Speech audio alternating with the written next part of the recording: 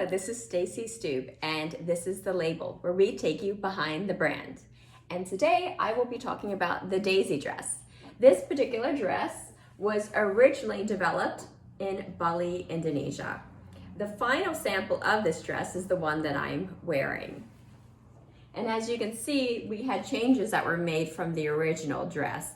But today I want to talk with their journey with reshoring the daisy dress. And what that means is we brought the development back to the United States with the hopes of small batch manufacturing. And this is the current dress, the daisy dress we've made here in Mount Vernon. So I wanted to talk about the actual process, which started in Bali and then moved its way back to the United States.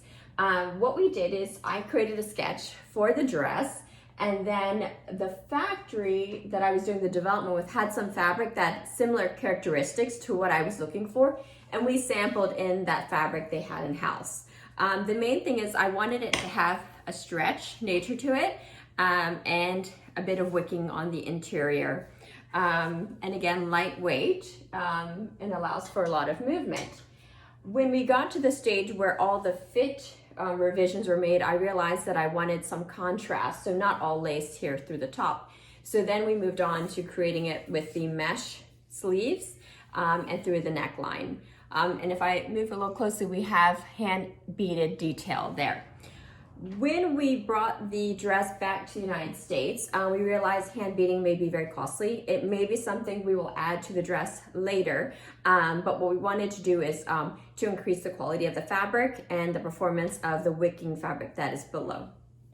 So here with the daisy dress, we sourced the mesh fabric, which the first one didn't work out. It was a little bit too loose, so then we found another one that worked better. And then we already had a really great supplier for the wicking fabric that sat below, so it was just a matter of choosing the color.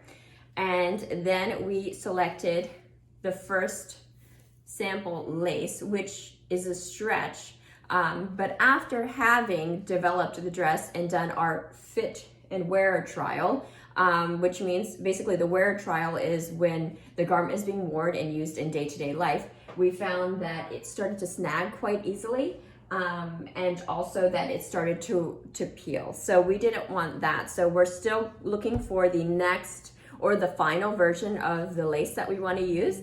But otherwise, that's sort of the journey of the daisy dress. What I do like about the daisy dress is that we can just change the lace and the fabric lining and get sort of a different look. We have here a catalog or the color card for the mesh. So if we wanted to I'd probably work with more of these kind of colors, we can change the look of the dress without having to revise the pattern. So that's the big goal, is to be able to bring that development back, which we have. And when I say development, that means to make the pattern, to cut and sew, and to make a sample here in Baltimore. But once we've completed the final version of this with the correct lace, we will then probably do a few different colorways, maybe 3, and then photograph those and go to market. Reshoring, bringing back development and hopefully manufacturing to the United States, is a big commitment to the Elsa Fitzgerald house. That is creating more sewing jobs here in Baltimore, but keeping the trade alive, keeping these high-skilled sewing jobs alive, and we're really excited to see the opportunity. We don't know if it's possible. We hope that the market can bear the more premium price, high-quality products that are made to last. And just a side note, this dress was developed in 2013. This is the original one, and I've been wearing it over the years, from Bali to Singapore, back to Baltimore. So that's the goal, is to create products that are made to last and are absolutely beautiful, and in their own way making a difference in the fashion world. Thank you for joining us here at The Label. I look forward to carrying you along this amazing fashion journey with Elsa Fitzgerald.